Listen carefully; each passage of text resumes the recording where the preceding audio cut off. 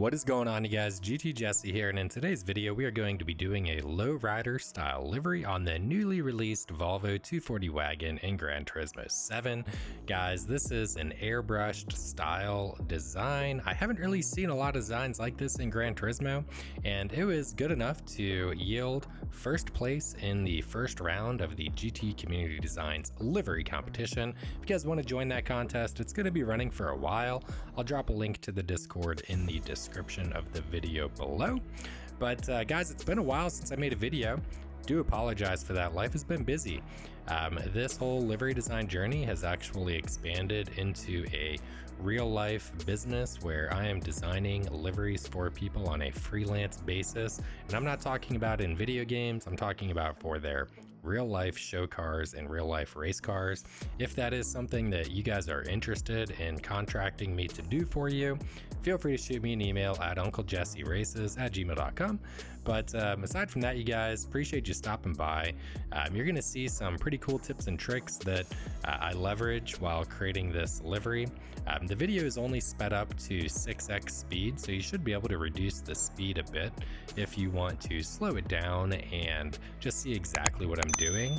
But really, just a couple key points for creating that kind of very dimensional, layered, airbrushed effect that you see on many 90s lowrider style cars. One, I create these pinstripes on the car because I want a frame that I can layer decals under. A nice clean frame that I can layer decals under.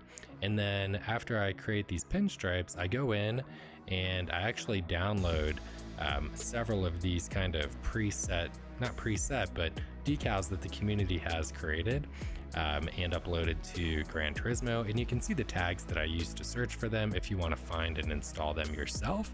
But the beautiful thing about this livery, it's actually quite simple.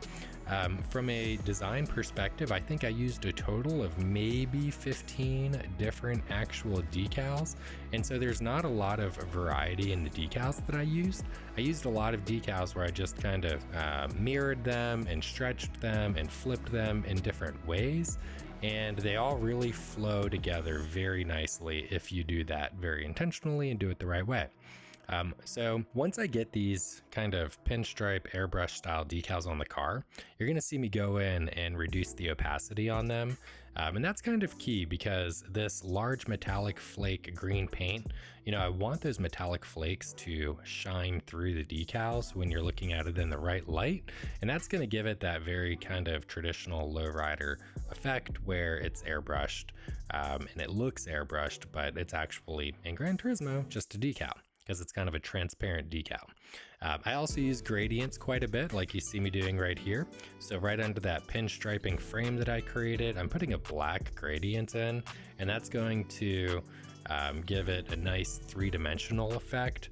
And if I had more time, and let me tell you what, actually, with this livery, I was up against a clock because it was the last day that submissions were due for round one of the contest. And the deadline was, I had an hour and a half to not only create this livery, but also take the photos in GTscapes. So I was up against the clock with it and did not have a lot of time to design it. And if I had more time, I would probably go in there and get a little bit more creative with some of these gradients, use maybe lighter shades of green and make them transparent to make it even more three-dimensional than it is. But as it stands, I'm really happy with how it turned out. And I hope you guys are too. So anyways, guys, let me know what you think of this in the comments below. And also, if you're interested in any of the real life design stuff that I've been doing, let me know. I'd be happy to make a video about it, kind of walk you guys through what that process has been like, because it's really cool how it's unfolded and kind of transformed into this thing that I'm doing professionally as a freelance graphic designer or artist, if you will. So anyways, thanks again, guys, for stopping by. Hope you enjoyed the video. If you do, give it a thumbs up. And until next time, we'll talk to you later. Have a great rest of your day. Goodbye.